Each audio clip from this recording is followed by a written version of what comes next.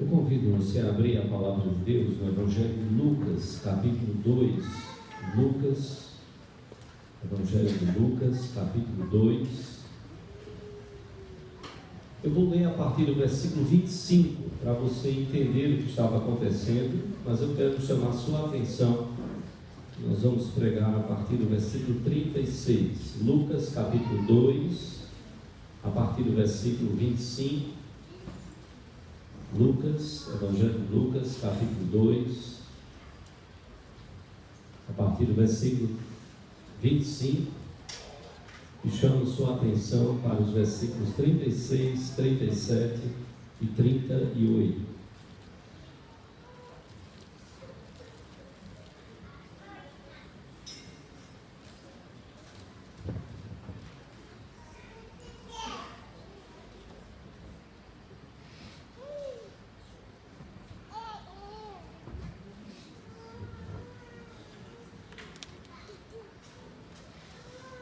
Lucas capítulo 2, a partir do versículo 25. Vamos colocar de pé, se você puder ficar de pé. Lucas 2, a partir do versículo 25. Nos diz a palavra de Deus: havia em Jerusalém um homem chamado Simeão, homem este justo e piedoso, que esperava a consolação de Israel, e o Espírito Santo estava sobre ele. Revelara-lhe o Espírito Santo que não passaria pela morte antes de ver o Cristo do Senhor.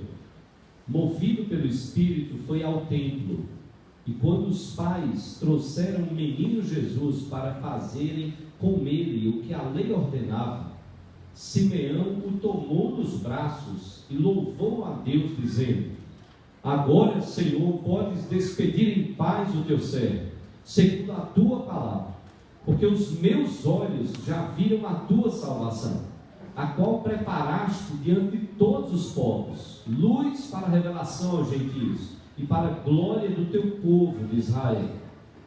E estavam o pai e a mãe do menino admirados do que dele se dizia. Simeão os abençoou e disse a Maria, mãe do menino: eis que este menino está destinado tanto para a ruína como para o levantamento de muitos em Israel, e para ser alvo de contradição.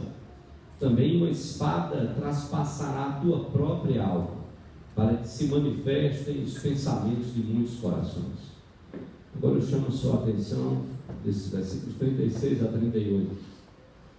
Havia uma profetisa chamada Ana, filha de Fanuel, da tribo de Asser, avançada em dias, que vivera com seu marido 7 anos, desde que se casaram, e que era viúva de 84 anos.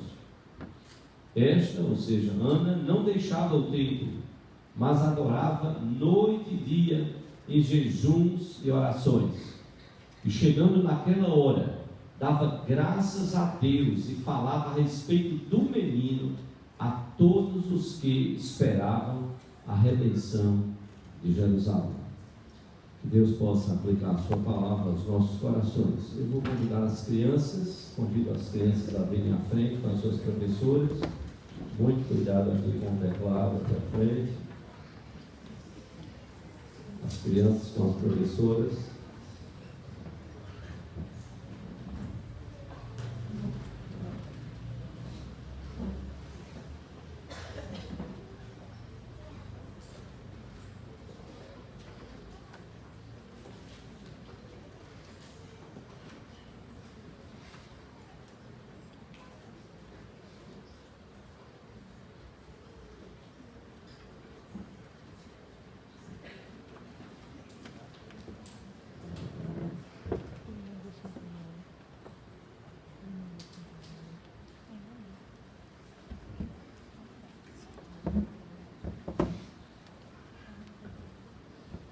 Vamos orar, vamos fechar os olhinhos, todo mundo de olhinho fechado, ninguém conversando.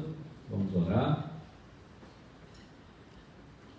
Deus amado, nós te louvamos por estes pequeninos, nós te louvamos pelos adolescentes, jovens, adultos, idosos da tua igreja, pelo teu povo.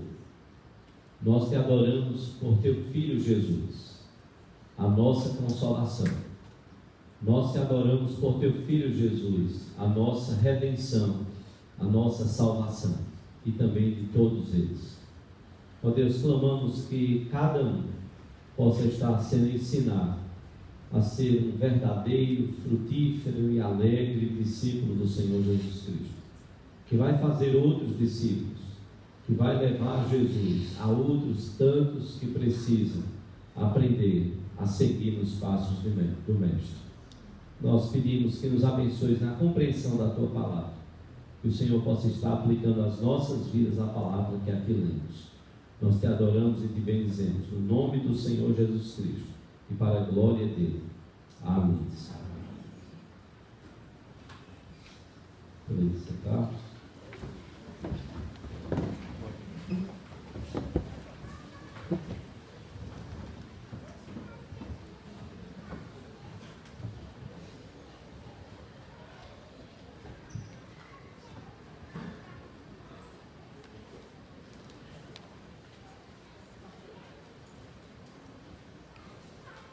Eu tenho que confessar que com os louvores não precisavam ter exagerado tanto.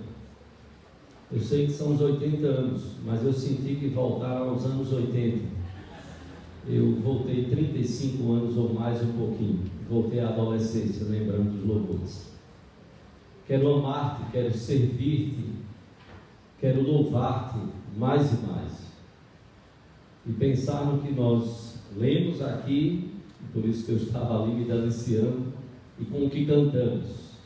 Eu encontrei os teus altares, o pardal encontrou casa, a andorinha ninho para si.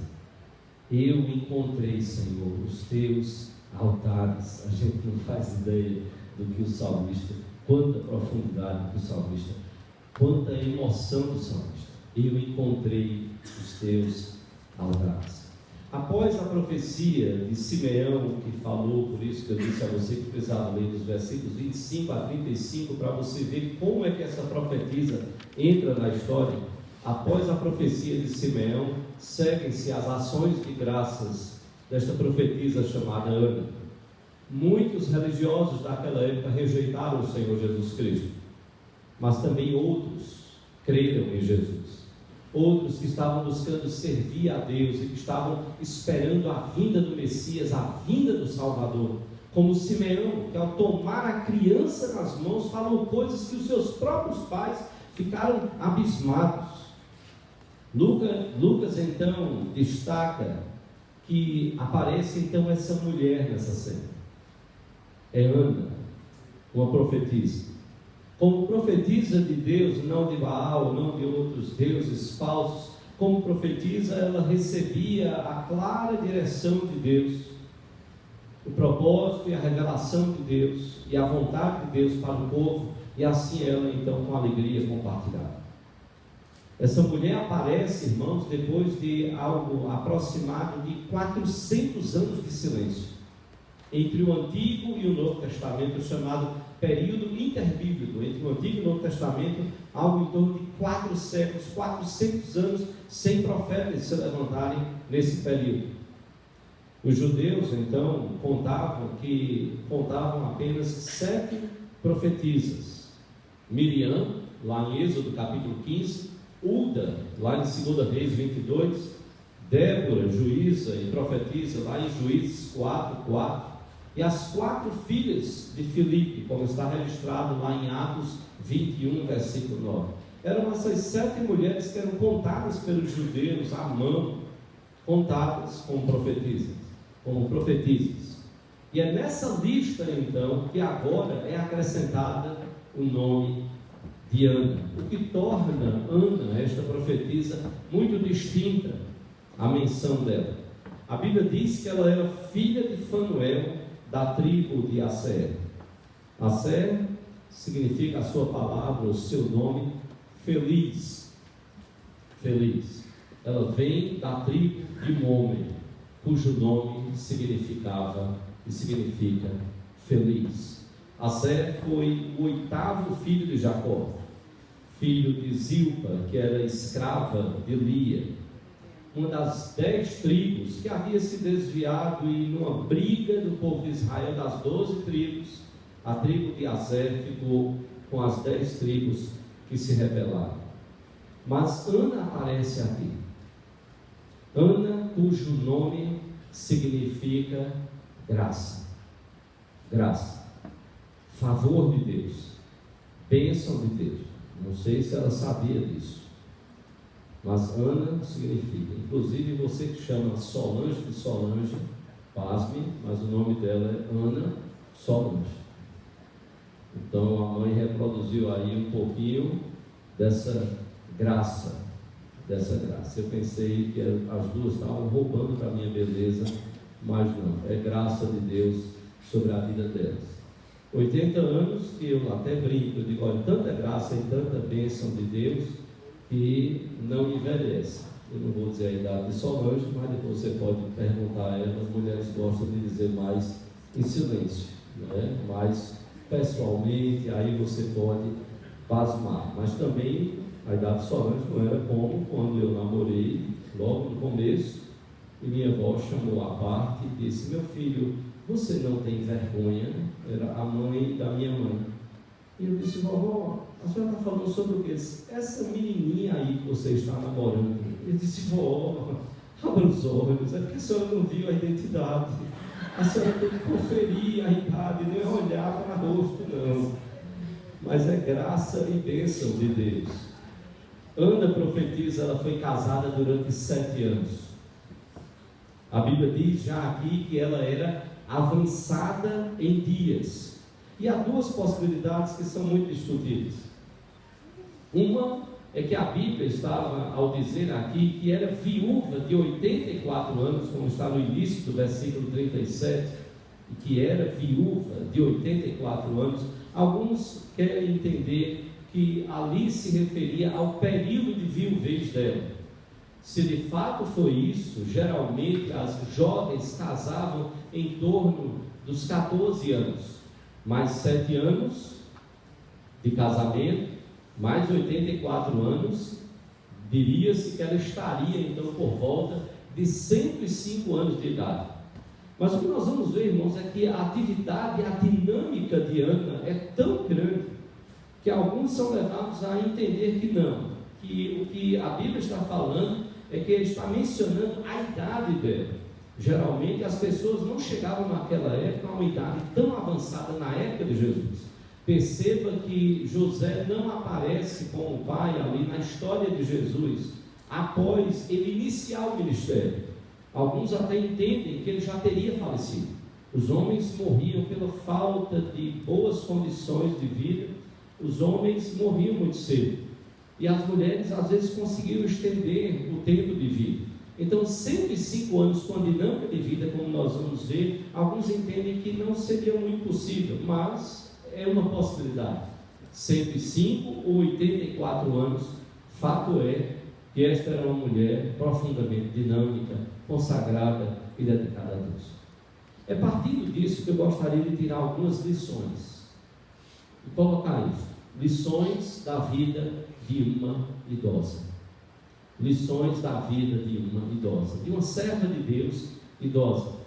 Eu tive a oportunidade de conhecer nos anos 80 o pastor, nos anos 90, em 1995, nós estávamos com Solange no congresso em Salvador, na Bahia, congresso da Igreja Presbiteriana do Brasil, e nós estávamos num hotel que tinha vários pastores, esposos, o pessoal hospedado.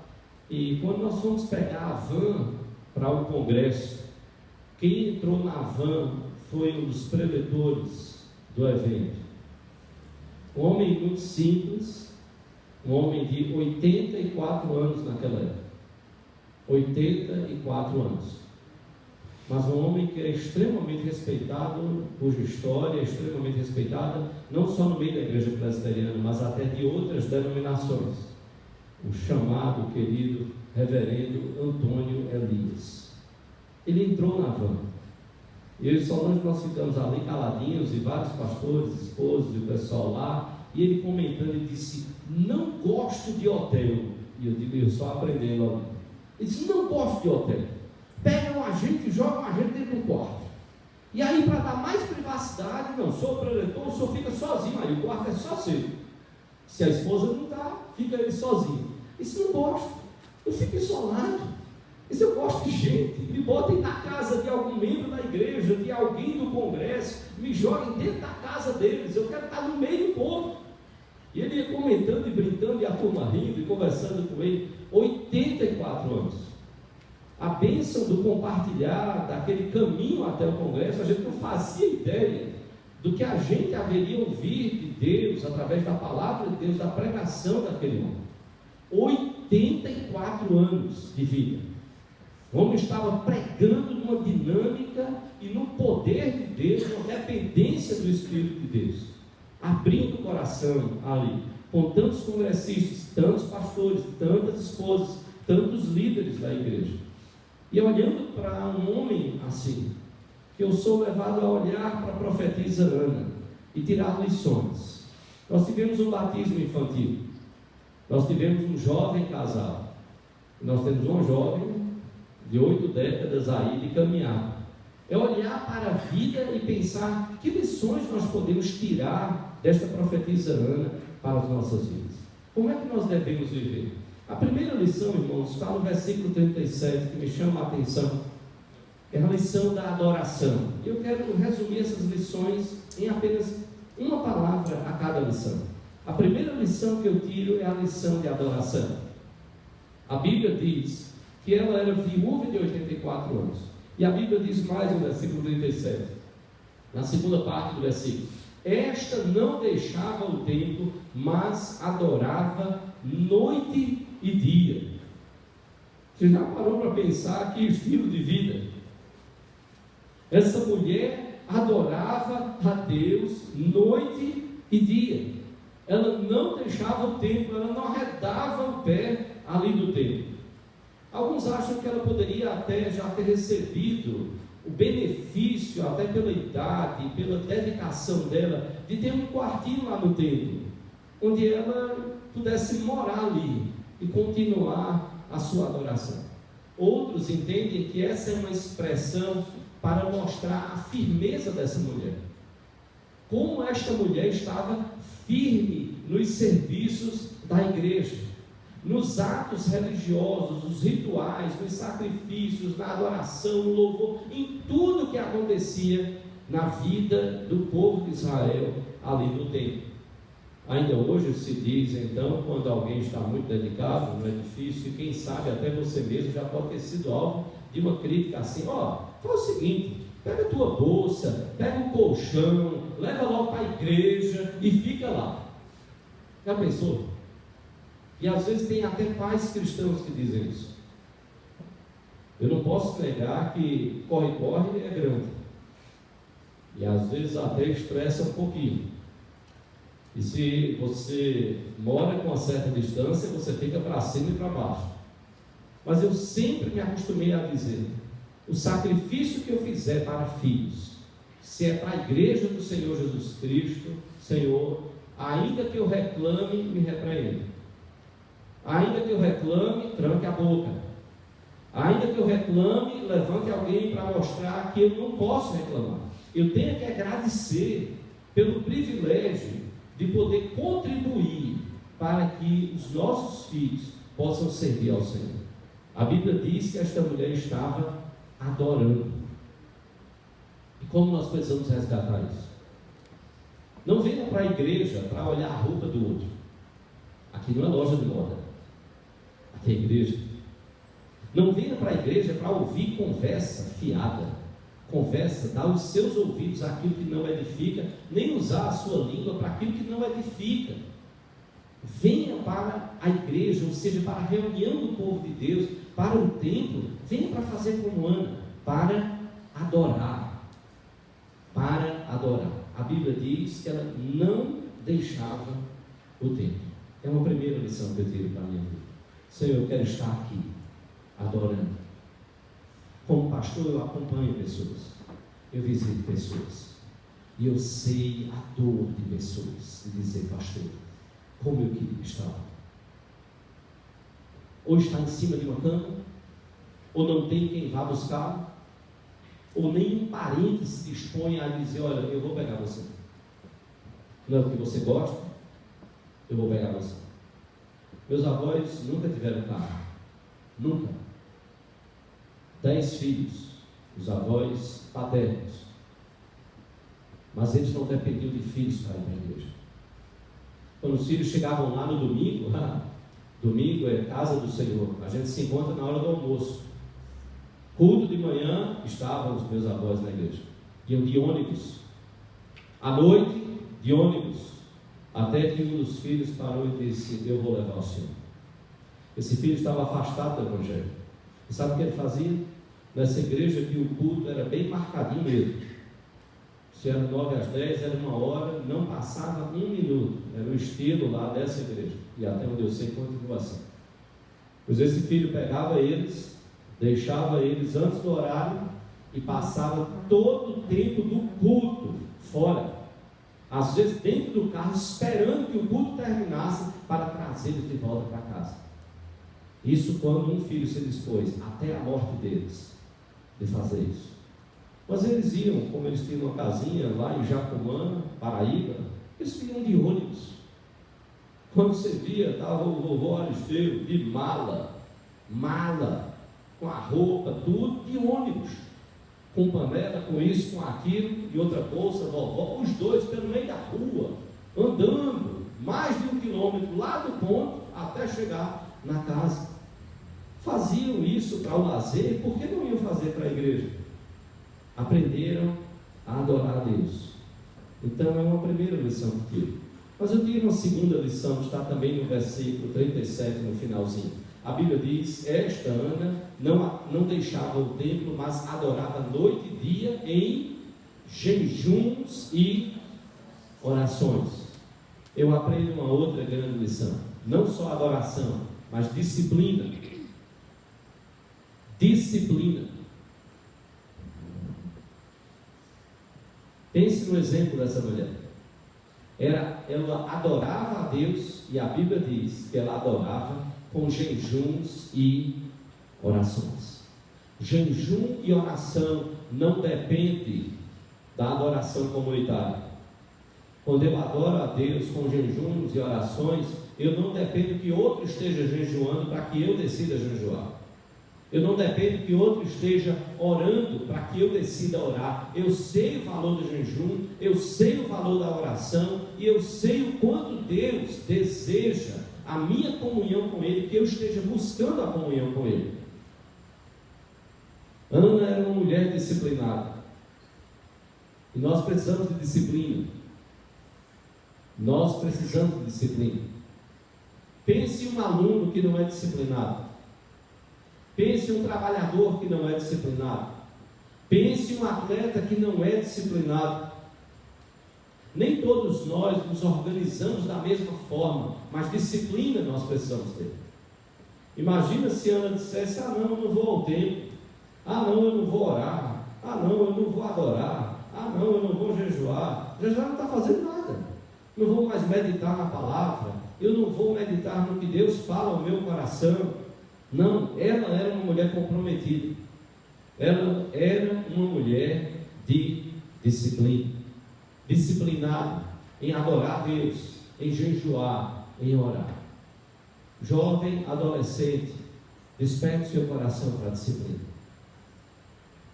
Nós temos bons exemplos dentro da igreja, de gente que aprendeu a disciplina, e que Deus abençoou ricamente na vida secular, pela disciplina aprendida na palavra.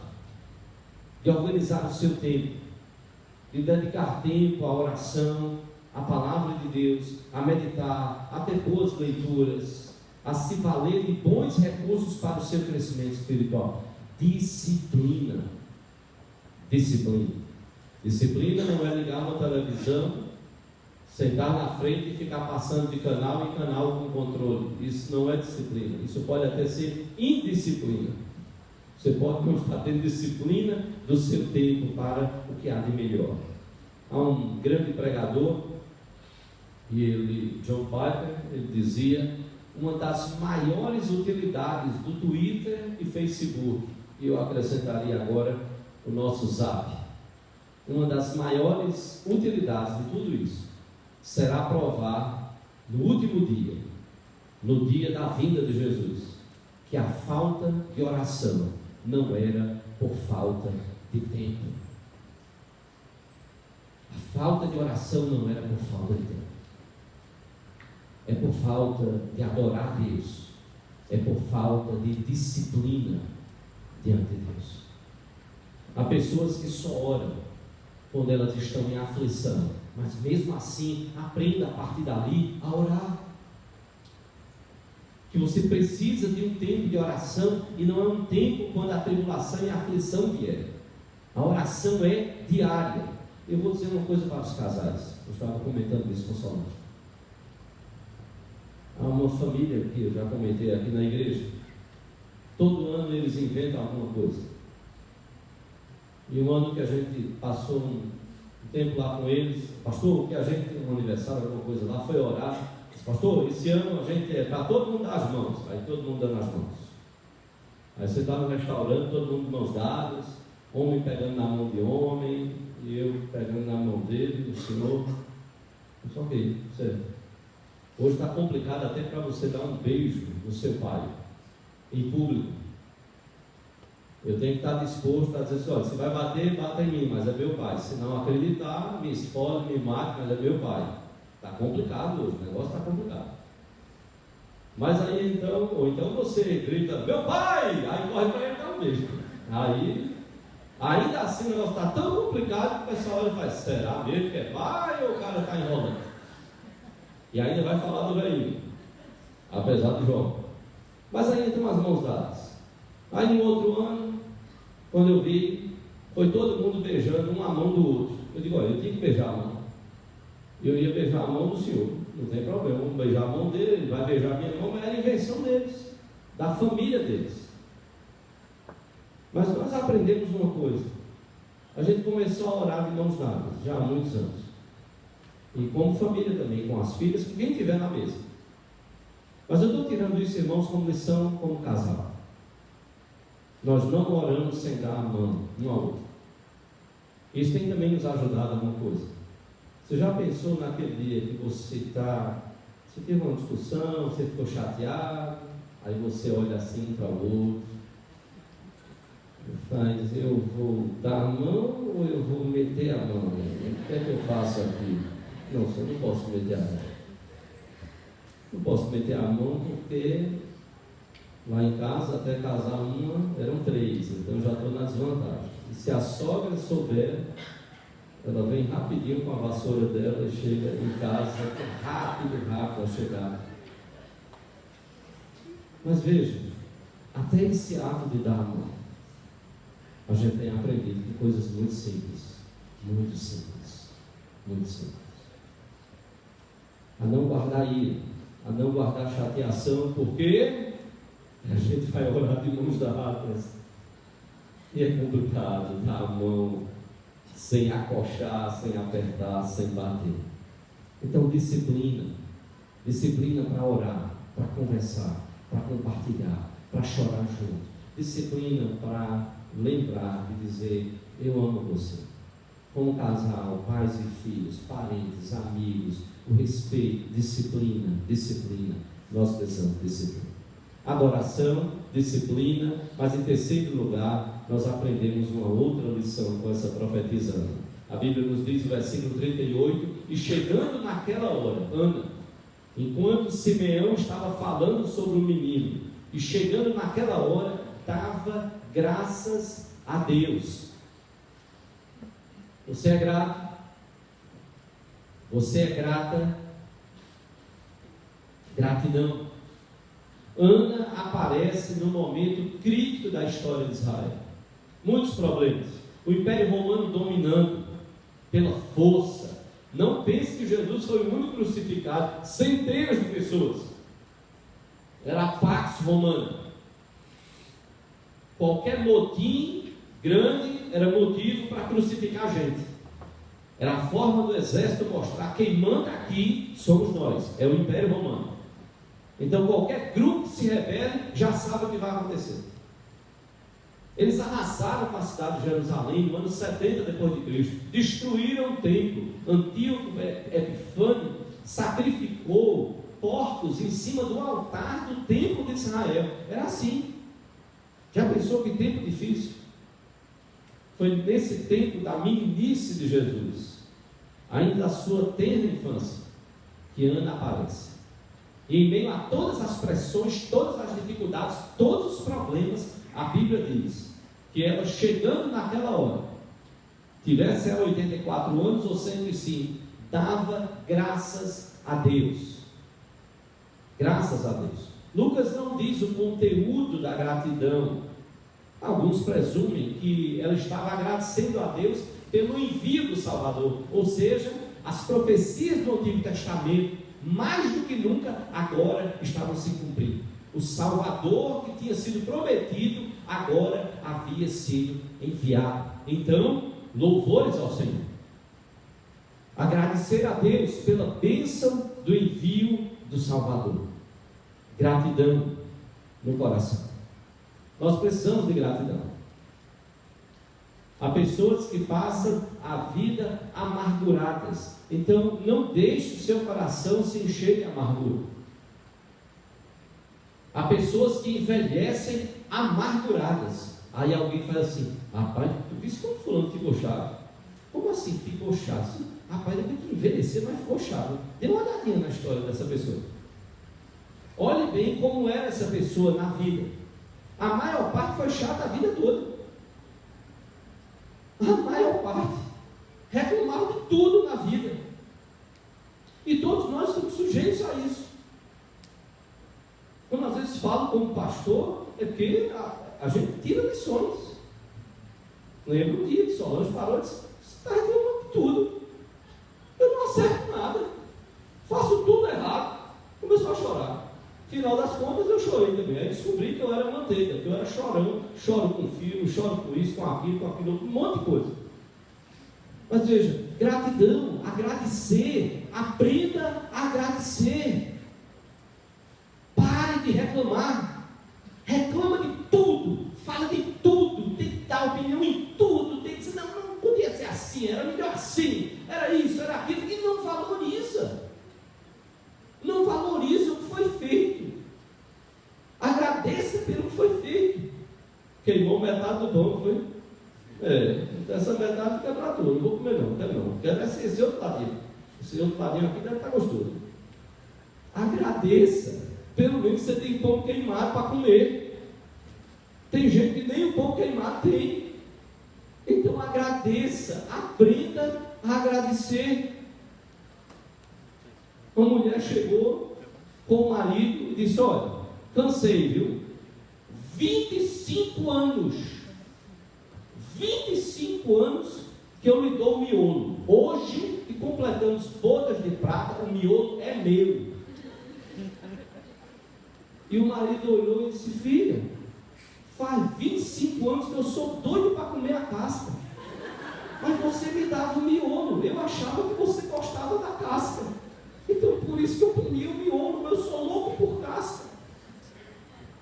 Agradeça, converse, compartilhe. A Bíblia diz que ela dava graças a Deus. Nós temos problemas de saúde, todos nós temos, pouco, muito, e depende. À medida que a idade avança, aí os problemas, de certa forma, tendem a avançar.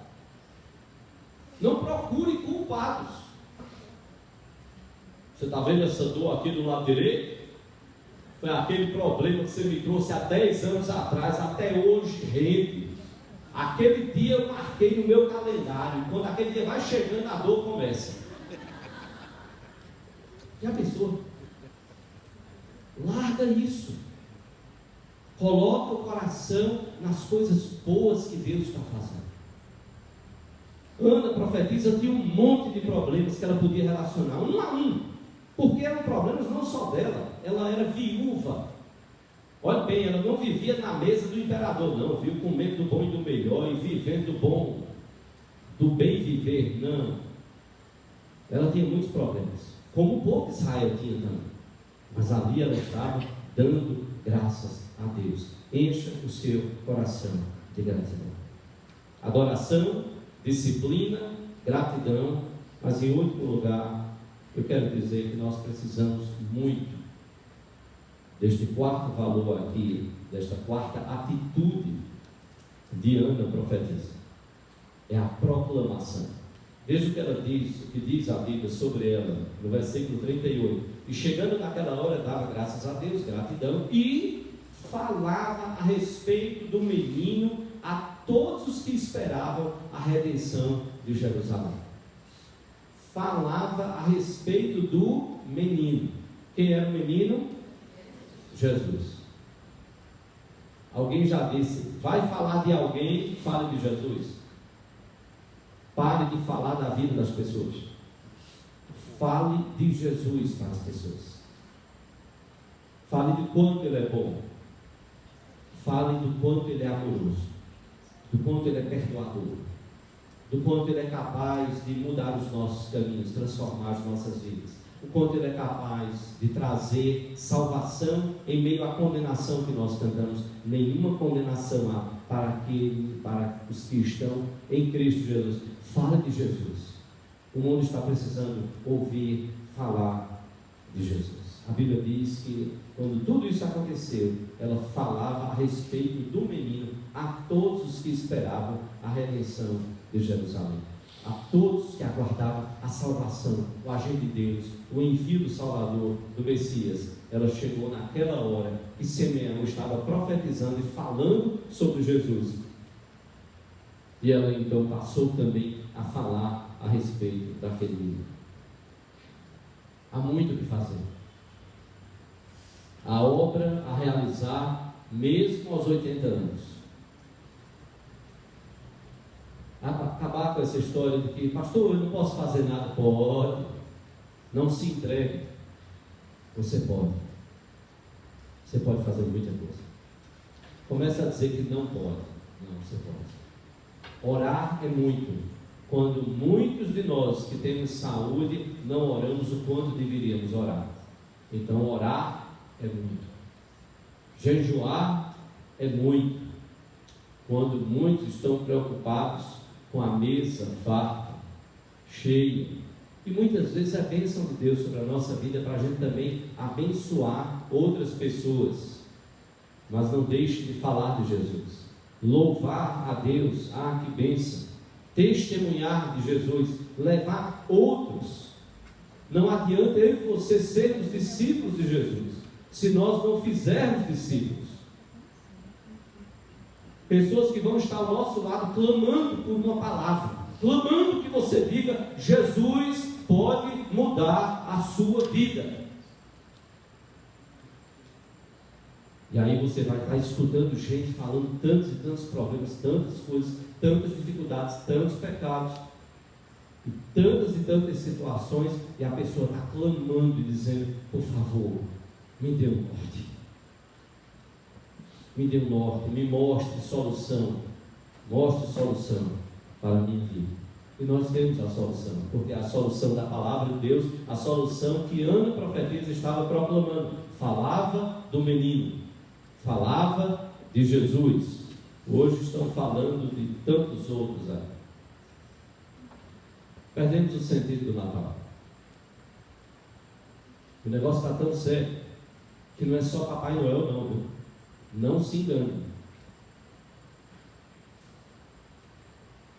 Não é só Papai Noel. Sabe o que o Natal virou? Tem gente que, se você perguntar, você vai vir cá, qual é o sentido do Natal? Por que Natal? A pessoa fala: Natal é uma festa no final do ano. É mais ou menos por aí, não é? Sim, mais alguma coisa? Sim, eu lembrei. Rapaz, é um momento que eu tenho para fazer o bem. Agora que eu lembrei qual é o sentido do Natal: fazer o bem ao meu próximo. Aí só faz no Natal. Tem uma repórter que ela gravou 1 minuto em um quebradinho. Você já parou para pensar se no dia do seu pai ter nascido, algum familiar lá na frente dissesse assim: vem cá, Tira uma dúvida aí. 21 de junho é mesmo o quê? 21 de junho, 21, não lembro, estava na minha agenda, não estou com a agenda. 21 tinha alguma coisa que a família se reunia, não era? Era uma comemoração da família. Mas era o quê? 21 de junho. Aí então o familiar, eu não lembro não, mas era alguma coisa que a gente fazia bem, a gente comia, dividia aí com quem não tem. Então eu acho que era bem o dia do bem da família Tavares. Não, dia 21 de junho não era o dia do bem de família Tavares. Família Tavares tem que fazer o bem 365 dias. Esse foi o exemplo que nós tivemos. De um pai de sentar com um carroceiro na frente da casa. Não era só de entregar um pão passado na manteiga, o queijo, carne que estivesse dentro do pão, cheiroso, gostoso, e um copão de café com leite. Não era entregar e dizer, por favor, tira a carroça aqui da frente de casa, vai para lá, porque eu não quero pobreza aqui na frente da casa não, viu? Pobreza atrai pobreza. Não. Nós aprendemos com o pai de muitas vezes chegar, parar o carro, e quando vê, o pai estava lá sentado no meio fio conversando com o carroceiro. 21 de junho é a data do nascimento do meu pai. Então, data para fazer bem é o ano todo. É quando você vê a pessoa carente e Deus lhe dá um recurso e você pode ajudar. É quando você vê um alimento que ele vai se perder dentro de casa e vai para o lixo. E você diz, não, esse alimento não vai para o lixo. Ele vai para o sinal para quem precisa de comida. E o alimento está bom. Só vai para o lixo se estiver estragado.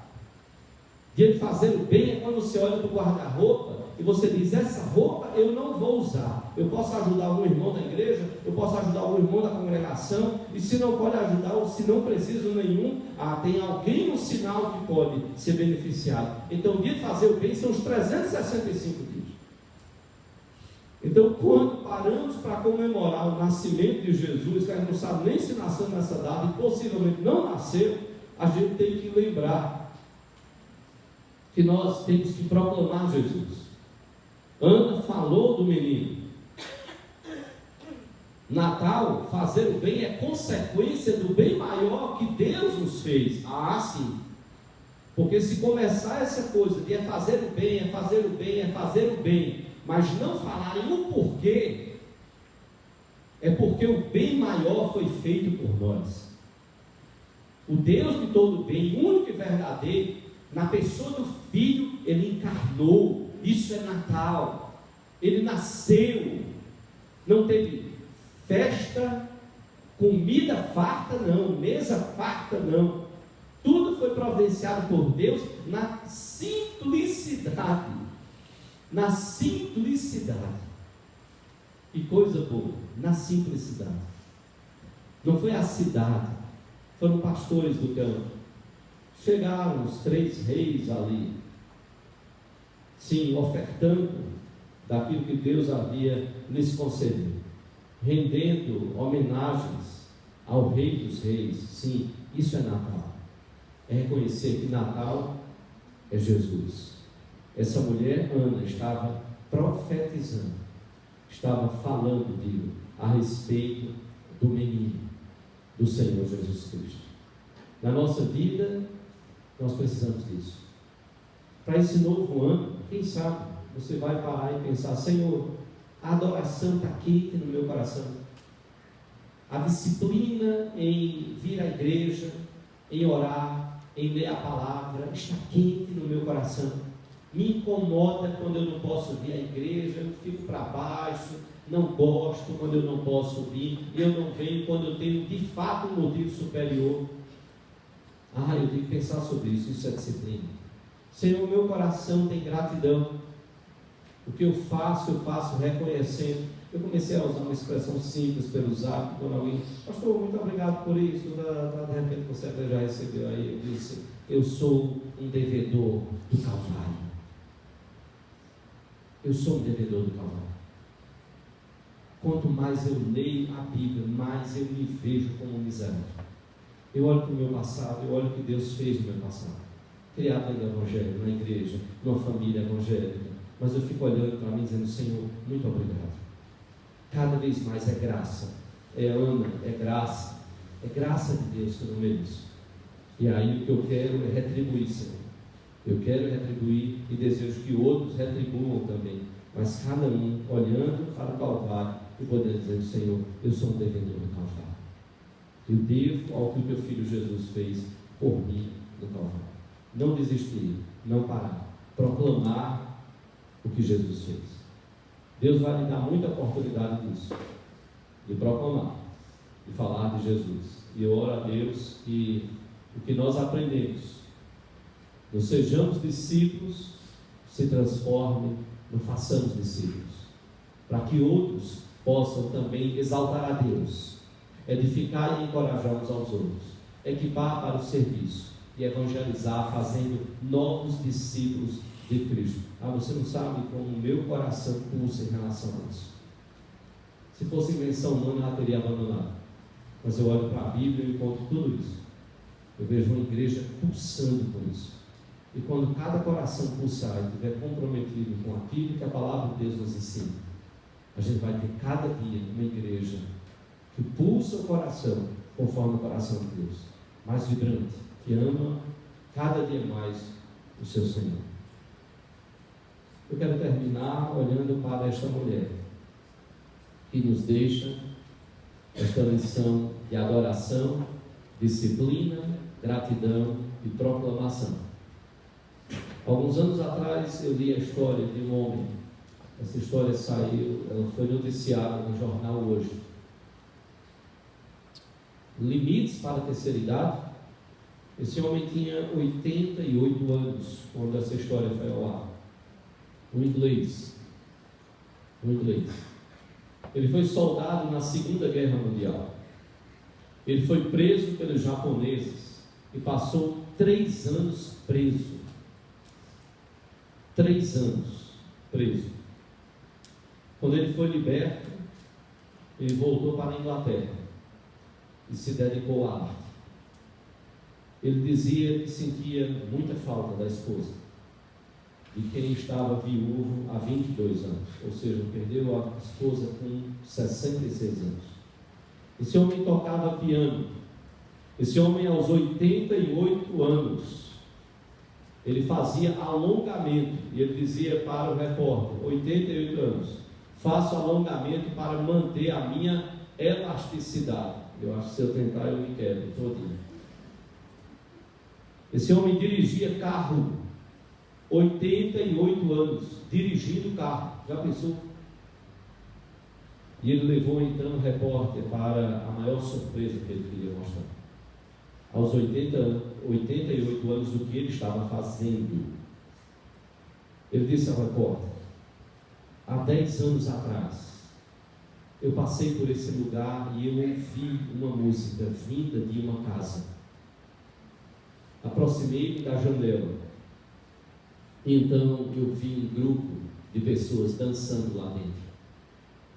Um professor dando aulas e o grupo então dançando. E então eu perguntei a eles: vocês aceitam um velhinho de 78 anos? E o professor me aceitou. 10 anos que estou nesse grupo, dançando e fazendo apresentações com este grupo. 88 anos dançando, 88 anos se apresentando, 88 anos. O que você vai fazer da vida?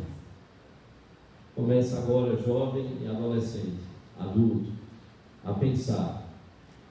Começa de agora que você pode olhar para o exemplo de Ana, para as lições que ela nos deixa. Adoração, disciplina, gratidão e proclamação. Mas há muito mais para fazer. Há muito mais para ser e viver a igreja do Senhor Jesus. Deus abençoe.